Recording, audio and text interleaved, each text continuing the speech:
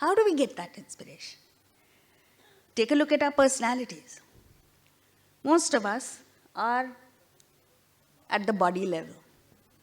It's all about what food to eat and when are you sleeping and what this, that and the other. Your exercise, your this, that. At the physical level, no wonder we're bored. With your entire attention on the body, how can you be inspired? How can you be exhilarated or excited? When you move to higher realms of emotional, intellectual, and spiritual inspiration, as you go up, you experience more freedom, liberty from the shackles of the body, mind, and intellect. You're less bogged down and you're a much happier person. So let's see what happens when you are emotionally inspired. Like a tennis player, a few years ago it happened, just before the Wimbledon, a tennis player lost his coach to cancer.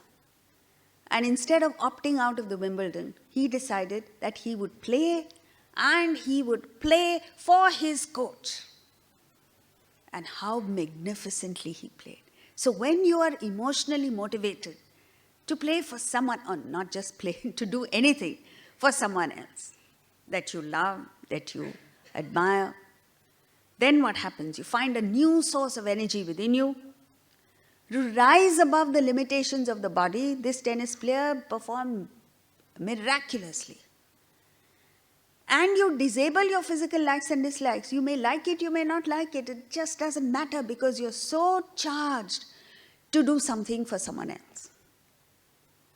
Move one step higher to intellectual conviction, and you find still higher energy levels within you. You rise above the restrictions of both the body and the mind, and you overcome physical as well as emotional hang-ups. Take a look at Stephen Hawking. What a badly messed up body, but what a brilliant intellect in it. John Milton went blind halfway through his life, did not stop writing poetry. In fact, his best poetry came after he went blind. Helen Keller had a deadly thing where she was deaf, mute, and blind. But what she achieved, not many of us have achieved. So it's not about your abilities, it's about where are you motivated from. The Wright brothers, the first guys who flew an aircraft across the Atlantic, they didn't have that much knowledge engineering-wise. They had no finances, they had no sponsors, and yet they did it because they had that conviction that it is possible to make a flying machine. And then you move to spiritual inspiration. You find the highest source of energy within yourself. There are no obstacles that come in the way. You find infinite resources and power within you.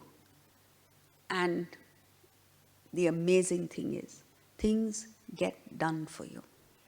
So, take a look at children in our scriptures. Prahlada, all he said was, I am a disciple of Lord Vishnu. And his father, who was the king of the demons, decided to kill him. And what happened is what all of us know. Fire became ineffective against him. The venom of snakes couldn't do anything to him. Elephants trampling upon him did not do anything to him. So it's as if the forces of nature got disabled when they were used against him. This is the power that not only Prahlad had, that each one of us has. And we can tap into it if you want to.